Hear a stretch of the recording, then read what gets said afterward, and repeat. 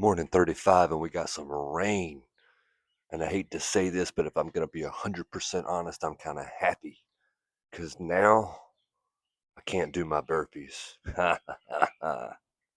Ooh, I woke up dreading having to do those this morning. I laid in bed way longer than I should. I'm supposed to be getting better at this morning routine. And I feel like I might be getting a little bit worse. I have absolutely no desire after 35 days. Nothing has really changed. It's a little bit depressing, honestly. Uh, yeah. So anyway, we're still gonna go at it out here getting some sunlight. So I'm getting some vitamin D production. We're signaling the body to wake up. That's one thing we're doing. The other thing we're doing, we're supposed to be exercising to raise blood oxidation levels. When you wake up in the morning, you don't have a lot of blood. You don't have a lot of oxygen in your blood because you've been sleeping. So what you've got to do is put that oxygen back in. The best way to do that is to get outside and to breathe deeply. Once you get blood oxidation levels raised, then what happens is the oxygen gets into your brain and it erases that mental fog, that kind of like zombie like feeling that you get in the morning. And if you're like me, you stay in that frame of mind for hours. I'm talking hours, like sometimes my whole entire day. I never escape that mental fog. And it's so frustrating. So that's one of the reasons why I've started making this little video series is to hopefully combat that.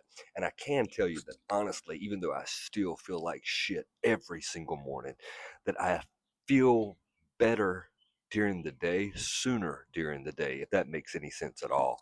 Like usually I don't really start waking up until like 6 or 7 o'clock at night in the afternoon. That's when I really start like actually feeling decent. But by doing this, by making myself get up and actually do stuff, I do feel more alert and ready, for the things that I actually care about and want to do. And waking up in the morning, I hate to say it like this because I am very thankful uh, for the time that I have for opportunities, but it's really hard to escape that mental headspace in the morning. And I don't know why. And there's nothing that I've found that can really combat any of that other than just waking up and starting. And even starting talking about how I feel or what I want to accomplish with my day, what do I want to accomplish with this YouTube thing series. It does help me get going in terms of just waking up and productivity. Because I know I've said it before, but my day, because I do my actual work like later on in the afternoon or even in the evening, that means that what I want to accomplish during my actual day for my free time, if you want to call it that, is going to have to happen, earlier because I'm working later. And that's okay. It's just that being like a true steward of your time is really, if you can master that, I don't see anything in this world that you can't master. It's so interesting when you're in charge of your own schedule and you're in charge of the structure that that schedule either has or doesn't have. And everybody wants structure. Everybody, from the boss to the employee. The issue I'm having with now is I'm learning that most people want that structure given to them. They don't want to actually make that structure themselves. Because usually, if somebody gives you a structure to follow, then if you don't follow that structure, there's a consequence. And so, a big part of the structure is consequence avoidance. You don't want to have to accept a penalty, whatever that penalty may be. If you're late to work, then you get written up. If you get written up 3 times, then you're out of a job. That's just a small example. But how do we if we're building our own schedule, our own blueprint for the day, how do we assign ourselves consequences? Well, we really don't. But the thing is, instead of a consequence being like swift and immediate and super objective, like getting fired from a job, what we're actually doing is the consequence that we have to suffer at the expense of our own hands is so much worse because we tell ourselves it's not a consequence. We soften the blow. And it's hard to soften a blow when you get fired because it's just black and white. You didn't show up, you got fired. But when you don't hold yourself accountable and the goals and your dreams, your hopes, all these things, these people that are depending on you, the delayed gratification of being able to help yourself, help those people out, is a consequence in and of itself. Because if you can do something in 1 year that it takes you 5 years to do, then the consequence of those 4 years, I mean, it's almost infinite because there's so many things that could have happened in those 4 years that wouldn't have happened if you'd have only gotten on the ball and gotten it done. So, really, when we think about it, it's exercise in futility in terms of trying to identify these consequences that we may or may not receive from failing to honor the word to ourselves. And that's another thing, too, is the idea of contracts and these internal identity contracts we have with ourselves. Like a lot of times, we tell ourselves stuff like me. I tell myself I am not a morning person. And so subconsciously, my mind wants to fulfill that contract because I've actually spoken it. And so it does everything it can in its power to fulfill that contract to help me understand that I'm not a morning person. And that's because I spoke that. And a lot of times we have internal identity contracts, maybe that we inherited from our parents. Maybe we're overweight or unhealthy in a general sense. And we've just accepted I am fat, I am overweight, instead of I am in the process of learning to become healthy. So a lot of our negative identity internal contracts that we have, not a morning person, I'm fat, I'm ugly, I'm whatever, a lot of that we can adjust by adjusting the way that we talk to ourselves, our self-talk. I'm not fat, I'm in the process of becoming healthy. Things like that will really help us subconsciously to fulfill our goals because our mind, our body, our being, it wants to fulfill these contracts. We just kind of have to psych ourselves out in a sense and speak something that we want to be true. And it's not that we're being dishonest in speaking it. What we're doing is we're kind of tricking our subconscious into believing in that so the process will become easier in actually becoming what we want to become. That's the science sort of behind all that. Wow, I got rambling big time. Uh, Morning routine. The most important part is the hydration. So I've got my handy dandy microplastic filled water bottle, but it's not just about the water. It's also about electrolytes. And so I've got my LMNT watermelon salt, 1,000 milligrams of sodium, 200 milligrams of potassium, 60 milligrams of magnesium. I'm going to dump this right into the water and throw it back. And then we've got hydration taken care of. We're getting our sunlight. We're outside for vitamin D production. And because I can't I think it's going to be too wet for me to be able to do my push ups and my burpees. We just talk about how breathing deep and taking in deep breaths can help to drive oxygen into your lungs, and this is one good way to help your brain get oxygen and increase those blood oxidation levels. But I'm actually really thirsty, so hang on.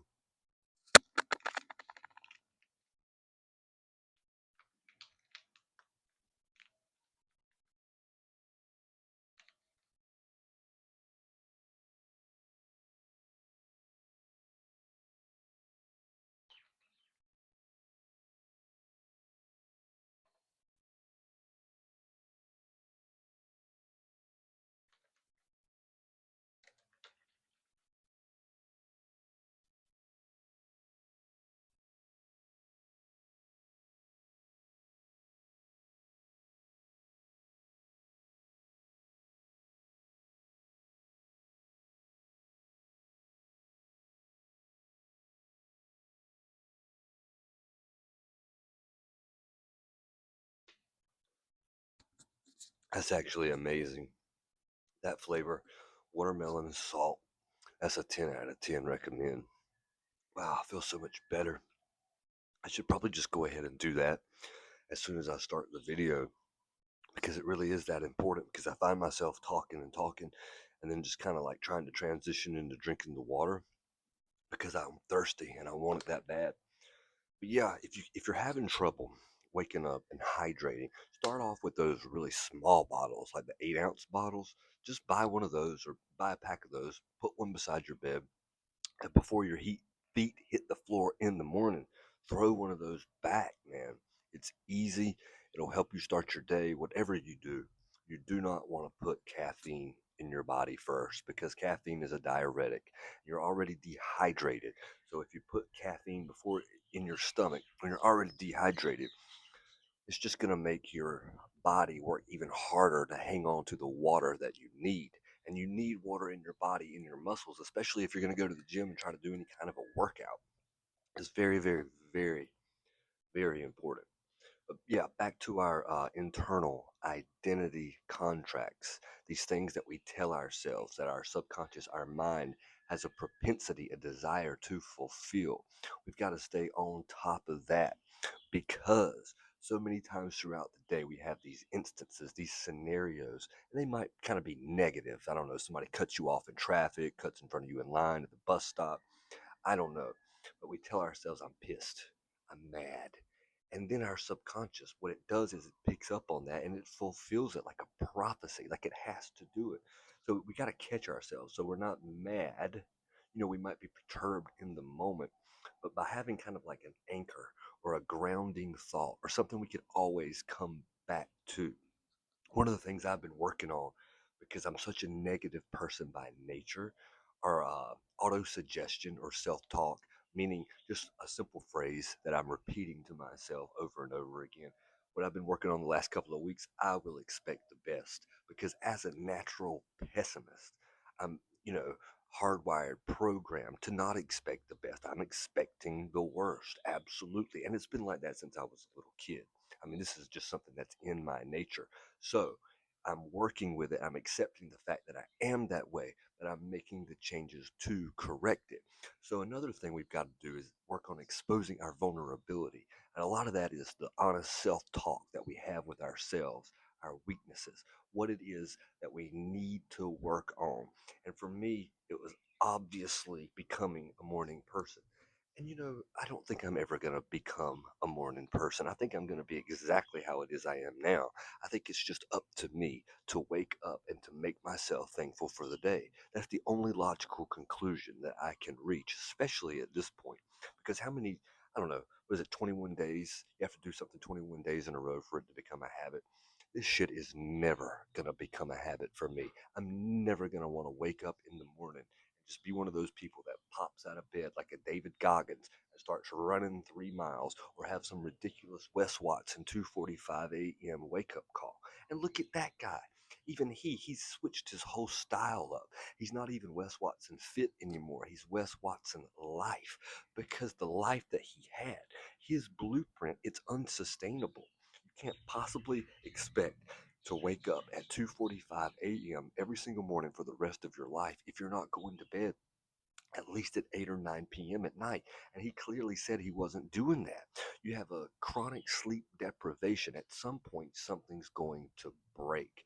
So instead of living your life a 10 out of 10 for 5 years and then living a 3 out of 10 for 5 years and then hoping that averages out to something decent, instead of doing that, my whole point in doing like a morning routine or talking about my thoughts and feelings, trying to get a good start on the day, is to do something that is sustainable for me. I want to be able to do this when I'm 75 or 80 years old. I want to be able to wake up, have thankfulness and gratitude for my day, hydrate like I should, bust out a quick little workout, and get some sunlight. I think that's reasonable for everybody at any age. And even if you can't do the exercise, and even if you can't do a walk, if you can't walk up and down the steps a little bit, you can do deep breathing. You can do 4 seconds in, hold it for two, 4 seconds out, controlled breathing. It will accomplish virtually the same thing.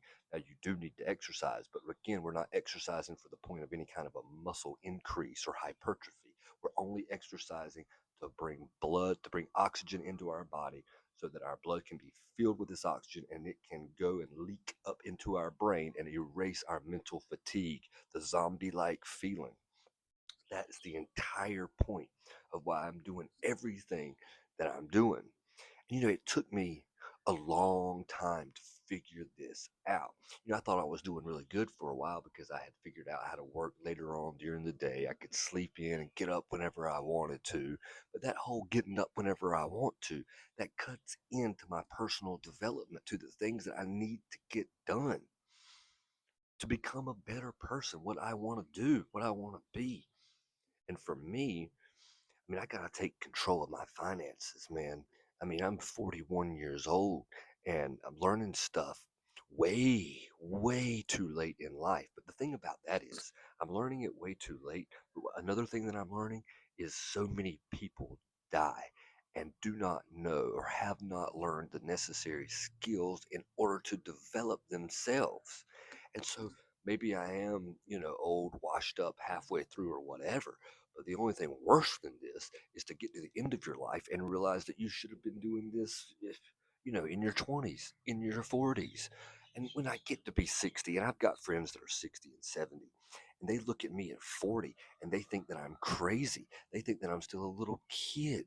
So I'm trying to adapt my perspective and at least entertain the perspective of these older people so that I can see myself the way they see me, younger.